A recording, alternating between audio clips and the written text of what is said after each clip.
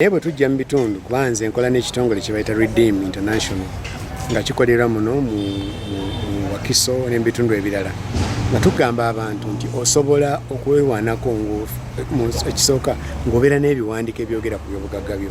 Abantu bangi balina ettaka baguze bupuloti naye tewali yadde ekiraga nti kino kintu kyange nakigula nasayininga bwenti ne bw'otunuulira endagaano abantu ze bawandiika tasobola nakutegeera nti eno endagaano yaawali.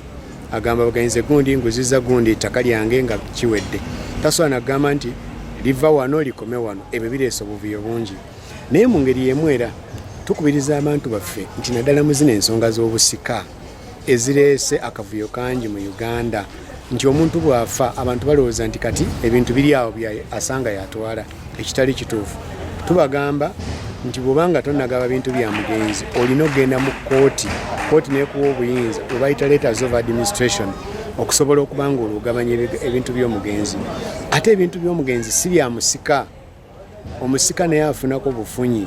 Kyekimu tukubiriza abantu bano abakulu b'ebika nti bave mu kweyingiza mu nsonga zino ez'amataka kubanga buli lwokola ekyo oba weetuminkiriza omusango baguyita gwa kwetuminkiriza mu luzungu baguyita intermeddling.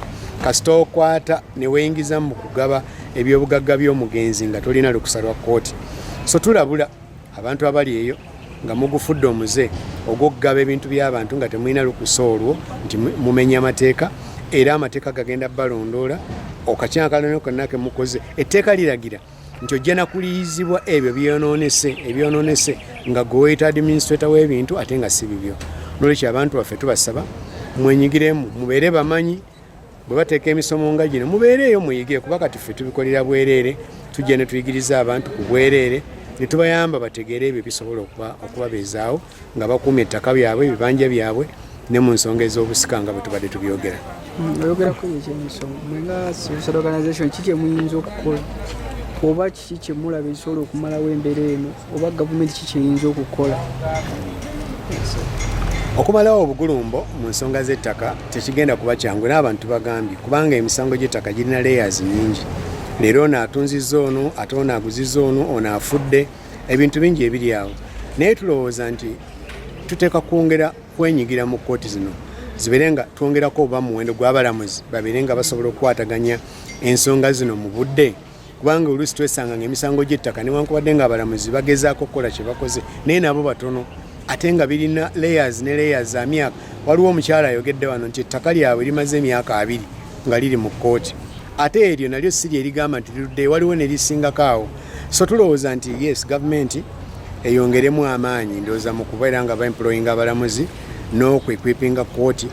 Awalala weetaaga okuteeka amaanyi ekitongole kya poliisi nti bakiwe obugabirizi okusobola okunoonyereza ku misango gino bwe wabanga waliwo enduulu ekubiddwa awantu nti bano baagala kusengula abantu bakola batya nga poliisi esobola n'okutuukayo mu bwangu.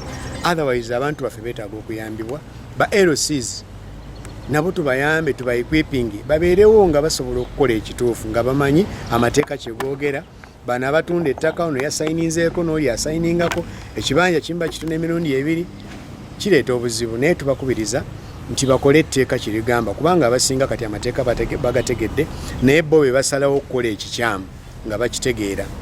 Waliwo n'obuzibu obulala obuliwo bwa naddala bano abannannyini ttaka noweesanga nga bano bandiyagadde okuwaayo obusuulu ne nannyini ttaka n'abula ne yeekweka sinakindi ne bamutuuka nako n'abagamba anze saagala busuulu nga yowe ekibanja alina kkolaki. Ow'ekibanja etteeka limugamba nti olwaleero mu nnongoseeza yaffe y'etteeka tumanyi nti tolina ngeri nannyini ttaka gy'agoba ku kibanja okuggyako olubutasasula busuulu.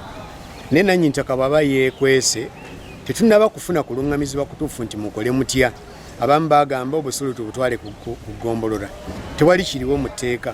Naye gwe beera ng'oli mweteefuteefu kubanga yenna agenda okugoba ku ttaka kigenda mwetaagisa kusooka kgenda mu kkooti. Kkooti era egenda mulagira nti oweeyo obusuulu balirira obusuulu obuli mu kifo kyo kubanga obusuulu businziira kuwa gy'oli. Bwe giba mutwalo era ogenda kukubisaamu ogambe nti amanyi emitwalo 7 muwe obusuulu. N'olwekyo nze ndowooza nti ekyobusuulu gavumenti erina okutuyamba oluvannyuma ekitereeze obeewaliize bannannyini ttaka okukkiriza obusuulu kubanga eri etteeka liwo ow'ekibanja obwannannyini obwenkomeredde ku kibanja kye ng'era ow'ettaka bwe bw'alina obuyinza n'ow'ekibanja teri agenda mujja ku kibanja kye. So ne bagaana obusuulu baba beekooloobya era bajja kumaliriza nga tolinawo n'ow'ekibanja gy'omutwala kubanga etteeka lyakolebwa nga liteeka omukuuma. Kati we yeekweka tayinza kujja n'abagoba. Kimenya mateeka era ne bwajja obuzzi kati ow'entaka n'aga nti kati azze nti ayagala busuulu bwe naye tekisoboka. Etteeka ligamba nti aweebwa emyezi 6 ow'ekibanja okususuliramu obusuulu. Bwe bumulema ate era alina kudda mu kkooti ono abanja obusuulu ne bawa oyo ow'ekibanja emyezi emirala 6 ajjeko enkulaakulana ye. Era nga ssebo ggwe ow'ekibanja weewaddeyo bwewi egyo emitwalo 10 oba emeka gikubuze. Tuteekwa kwerwa nako kubanga etteeka liri mabega w'ekibanja era agenda kuyambibwa nze bwe ndowooza. Erinnya Timothy Masipa Lubulwa. Mr. Lubulwa, katono nnyo walaze nti obumu ku bunafu obukyasinza okusumbuwa abantu bano bye biwandiiko then n'obutakunoonyereza kumala gye bagenda kugula ttaka. Tangaaza mukama. Ekirala kye tutangaazizza abantu kwe kussaamu ekitiibwa omugaso gw'ebiwandiiko. Olwaleero abantu baffe bajja mu kkooti abasinga obungi bakaaba bukaabi ng'era bwe tubalaba nga babasengula. Bagamba nze mbadde wano emyaka mingi. Yes, etteeka lyagala okukuuma naye naawe baako kyokola. Mu luzungu batera kiyita due diligence. Abamu bagula ettaka nga ne nannyini ttaka omutuufu akuguza tomumanyi. Ono gwe baleese kubanga olaba muzeeyi bw'osasula oyo ssente kubanga alina envi nti nti oyo landlord. Landlord n'envi tebirina we bikwataganira. Olina kubanga weekakasizza ng'oyita mu bantu baliraanwa awo oyagala oggula, ng'oyita mu beero siira abaliwo, ng'oyita mu bantu abalala gw'olina okweyamba okulaba nga tomala gawayo ssente zo mu kintu ekigenda okubeera ekikyamu. N'olwekyo mwefeeko mmwe gwagula ettaka buvunaanyizibwa bwo okukola kyonna ekisoboka okumanya nti onanguza ye nannyini kubanga tosobola kufuna bwa nannyini businga ku oyo yakuguza bw'alina. Abazadde tulina obulumi. Abaana abalenzi bajja ne bafuna abaana baffe ne babazalamu abaana ne babayinula ne babatwala. By the end of the day ate ne baawukana ne bakuleetera omuzzukulu nga ggwe jjajja n'olera omwana. Naye omwana omulenzi bw'abanga afunye omukyalo omulala ne bakola amaka. Omukyala gw'aba alese mu maka ng'ate omukyala asanze omwami alina omwana we oba alina abaana be n'ateekawo embeera okuba nga abaana bano tebalina kintu kyonna kyonna kye babenefitinga mu kitaabwe. Kati gwe n'osigala ng'ositwagolinga welo oyinza okuba ng'oliko bulungi ng'osobola okumitinga zonna expenditures oba consequences zonna ezibeerawo naye omwami n'abeera ng'atya okuwa ki ka school fees akatonako kosaba nenge bisigadde byonna osolobeka n'omuga nti nsaba ku school fees omwana ono asome.